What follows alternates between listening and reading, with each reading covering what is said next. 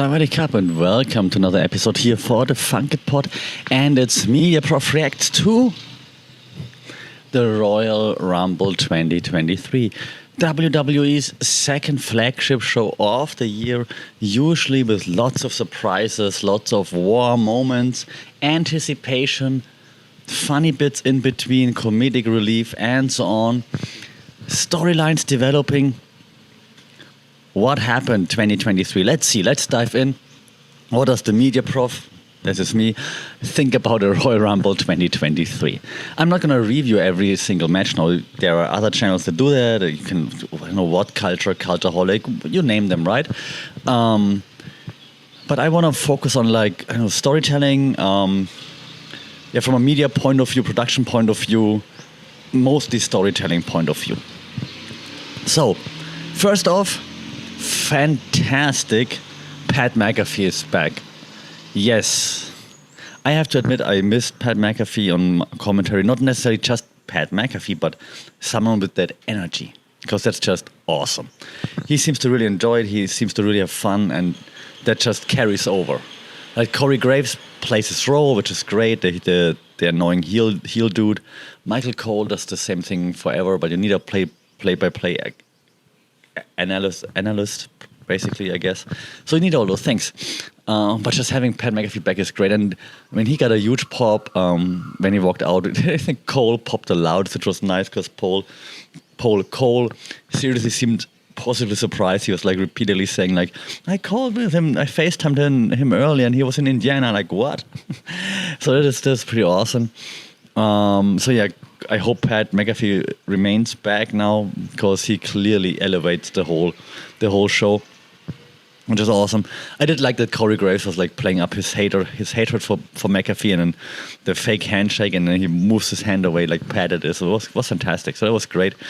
I also liked that they didn't overdo it in the end. So that was his big entrance, his big comeback, and then that's it. So he didn't get involved in any matches or anything just yet, which is good. One pop is enough, don't overdo it. Nice. Okay, then we start with the Men's Royal Rumble. A bit surprising that the Men's Royal Rumble kicks it off, but okay, cool. Let's start off with the big show. and the big event, right? The Men's Royal Rumble. They kept explaining it a few thousand more times, but okay. Hey. I guess that's, my cat just walked past here. I guess that's necessary. But okay. Other than that, now the Royal Rumble, right?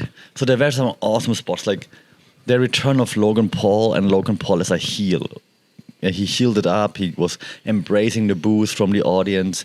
He eliminated Seth freaking Rollins, which is great. That was probably my favorite swerve storyline development because that's going to be awesome. Logan Paul versus Seth Rollins is going to be fun from an athletic point of view, but also from a trash talking point of view, I would assume. That spot between Logan Paul and Ricochet was also great. It looked awesome. No one really knows. I mean, why would you go for such a move? It wouldn't make as much sense. But unless a test of strength in midair. But it looked awesome. Okay, so that is great. That was fun. Unnecessary move. It didn't fit into anything. What are you trying to accomplish? But it looked cool. Okay, so that was Logan Paul plus. I like it. Ricochet, I don't like the gold chain. Ricochet, lose that. That looks stupid. Other than that, it was fine. I mean, it was all the big guys throwing people around all the time. It's a bit old school, but all right, I guess. With Braun, with Omos, I mean, they have so many big guys now in there, so no one's actually a monster. Brock Lesnar doesn't even look big anymore next to Gunther, by the way, as a German. Gunther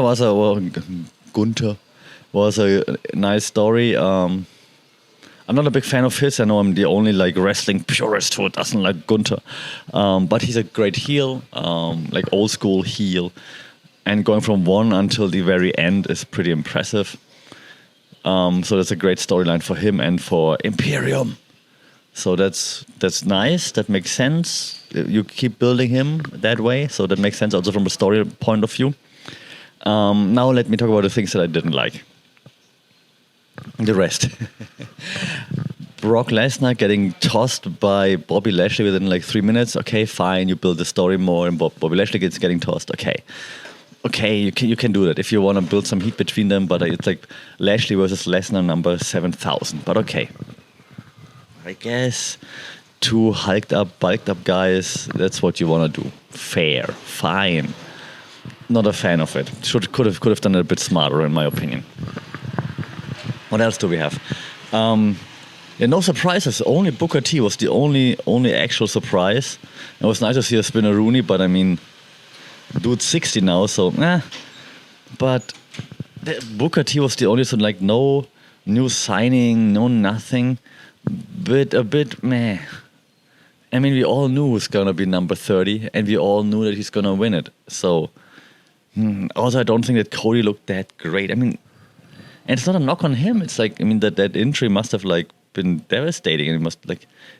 I mean, he said it. He's been doing PT ever since, and he's gonna be doing PT for the rest of his life. He said in an interview with Ariel Helwani. Good interviews, by the way, Helwani. Yeah, so it was just not an impressive performance by the winner, unfortunately, in my humble opinion. And like I said, it was no surprise. And you want some surprises, even if you expect the winner, but you want some surprises in between, and at least doubt it for a second. Like maybe they're not doing it.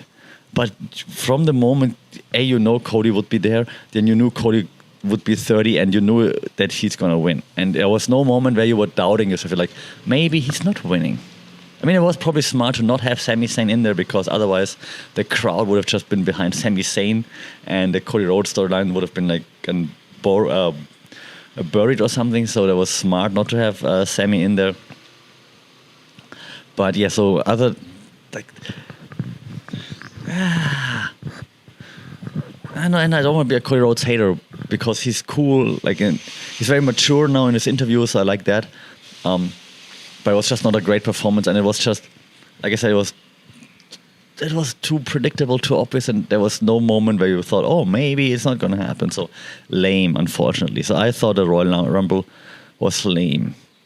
A few nice spots, but not even the Kofi spot worked. Right? I think that got botched, and he wanted to try to land on the chair or whatever, but obviously didn't work. So I hope he's okay though. Like, I mean, let's hope he didn't get really badly hurt. But so yeah, nothing cool, nothing exciting to write home about, unfortunately. Disappointing. Then we had the Women's Royal Rumble.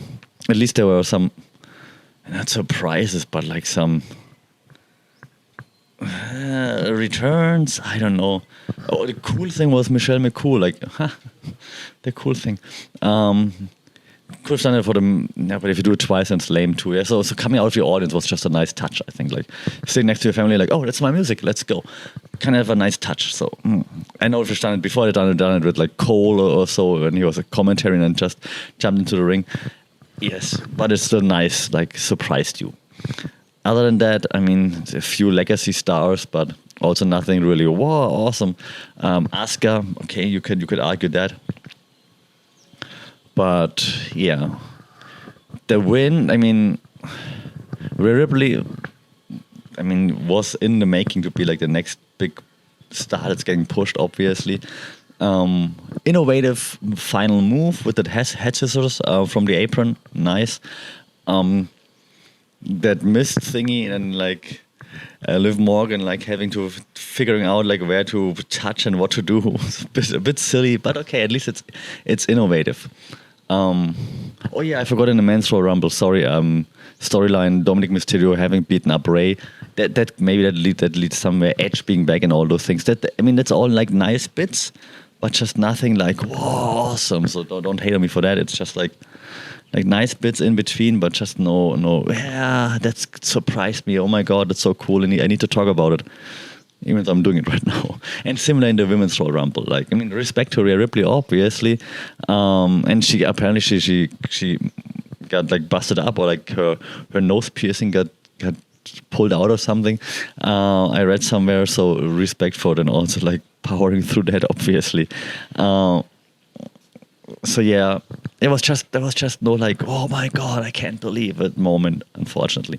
Nia Jax's 30 was also not that exciting, to be honest. Let's move to the main event. Like Roman Reigns with Sami Zayn, watching him against Kevin Owens, and it was like the typical Roman Reigns Kevin Owens match. Like nothing. Also, the match I hated. Not I hated. I just didn't. I couldn't really get into it because you knew what was gonna happen. Like it was just so predictable. Now, after the match, also predictable, but still awesome. It's like watching, I don't know, a Shakespearean play in the theater. You know what's gonna happen, but I mean, you see it, you're like, oh my God, the betrayal, and oh my God. So that was still cool. I mean, then the visual of Sami hitting Roman Reigns with a chair in the back, like when the Shield broke up, but of course different outcome now because then of course the Bloodline took Sami out. Jimmy walking away, like not believing it, lying between those, what is it? Not rose petals, it's not roses, right? But the flowers. Kevin Owens being laid out, Sami Zayn laid out in the ring. Like that is, yes, we expected it to some extent at some point, probably even already here at the Royal Rumble, and it's also predictable, but played to perfection in this case, I think. Like Sami Zayn, I mean, he can do no wrong right now. And the pop when he actually hit Roman with the chair was like, oh my, it was probably the loudest pop of the night. So that's great. Yeah,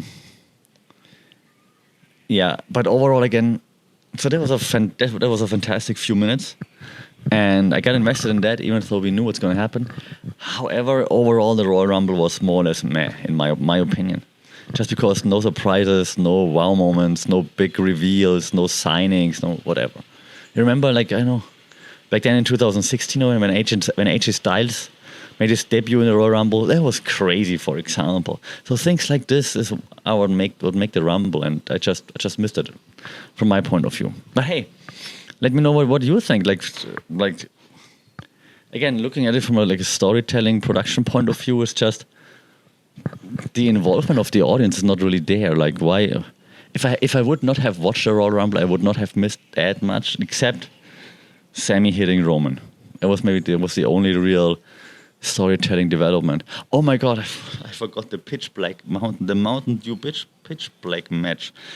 And that already tells you enough. That was just bullshit. I'm sorry. Now I get demonetized. That was just some BS there. Like, come on, that was ridiculous. Just some neon light candlesticks and stuff. I don't even talk about it. Storytelling, like Uncle Howdy appearing and jumping down, but the camera caught that he didn't hit LA Knight. That he was like obviously had to jump into the landing area, but LA Knight was like placed before, so, and the camera caught it. He didn't really hit him. Could have done better also production wise. Could have been done better. So overall, it was okay, but just not great from a storytelling, furthering the stories and so on. But hey, what are your thoughts? Maybe I'm just too critical because I look at all those things and don't just sit back and relax. What do you think? Let me know if I'm completely off, if you agree. What would you have liked to see? Like more surprises, more swerves maybe? Shout out in the comments or at FunkitPod on social media or funkitpod@gmail.com. Until then, stay safe, take care. Don't forget to like, share, subscribe. Rate the podcast so more people can find us and we can have bigger discussions. And don't forget to always kick out a 2. Saudi Cup.